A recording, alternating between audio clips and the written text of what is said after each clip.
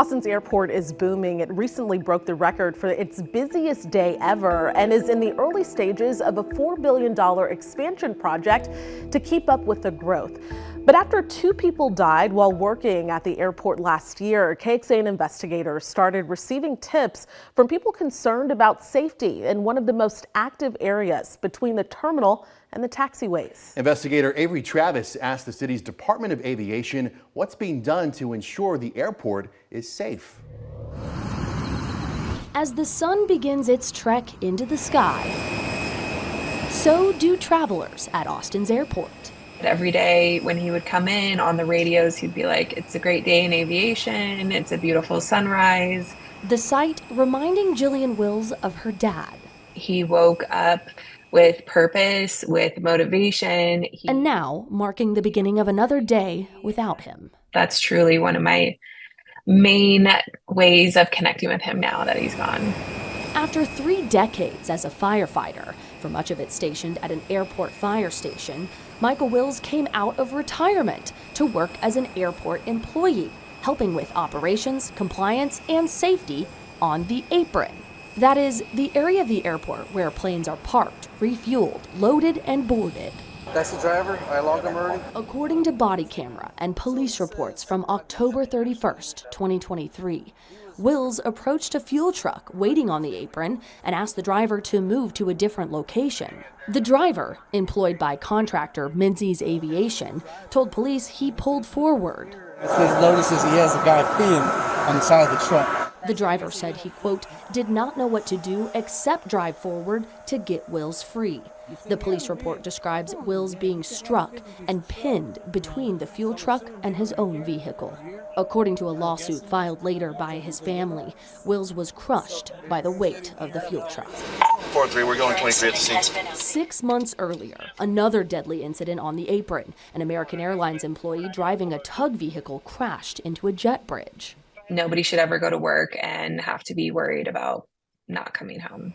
The airport says it did a thorough review after both incidents, with no findings pointing to a systemic airport issue, policy, or procedure that needed to be changed. There's a lot of visual distractions, a lot of lights, a lot of rules that people are supposed to follow, and no shortage of time pressure. One former airport employee with knowledge of operations on the apron agreed to speak with KXAN about their concerns.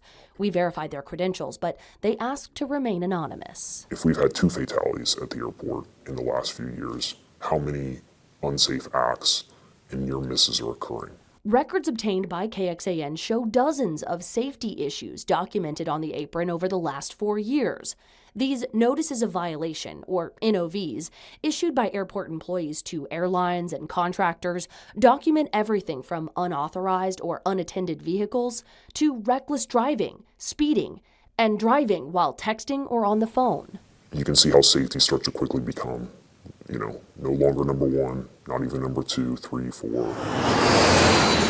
They say they believe it's not enough, and feel safety often took a back seat to the needs of airlines and contractors.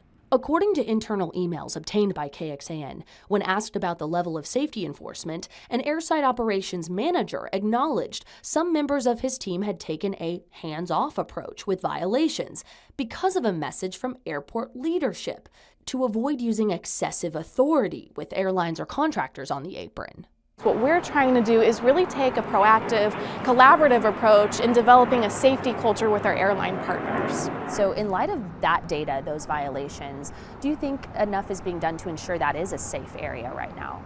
So it's just one tool in our toolkit for enforcing safety. That's not always our go-to metric to look at for data analysis, nor is it our go-to way of behavioral changes. The airport's Deputy Chief of Communications and Marketing, Sam Haynes, explained the department wants airside operations employees to use their discretion about whether to give a verbal warning or have a conversation with leadership, instead of issuing a violation. It's not effective to go out and yield a heavy fist on the airside and issue NOVs to every driver that is doing something incorrectly. That in turn creates challenges with developing these trusting relationships with one another.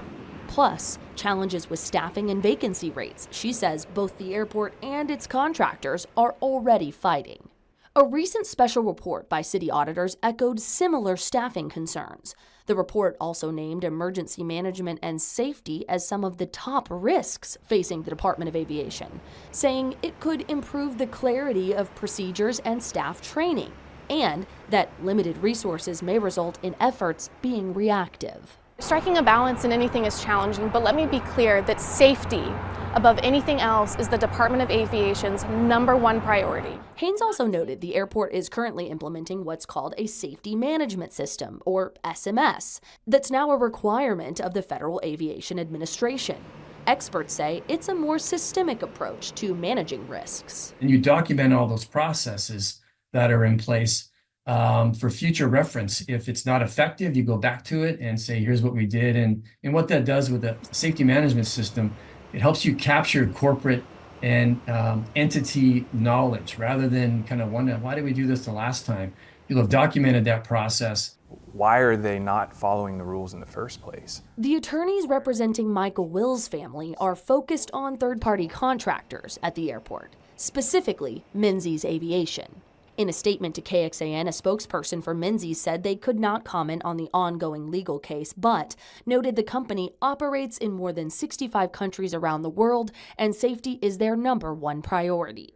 Will's family still wants accountability. He literally gave his life trying to enforce a pretty straightforward rule that the Menzies driver wasn't following. That's a tragic thing to have happen. Now, it's important to note the airport says the safety changes it's making were occurring prior to the 2 deaths on the apron, which they say were isolated, highly irregular, and tragic incidents. And Avery, we've also reported on some near misses and close calls between planes over the last few years at the airport. What are they doing to address that issue? Right now, the airport is actually implementing what's called a ramp control program, and that's going to help direct aircraft movement around the terminal and control traffic flow in and out of the gates.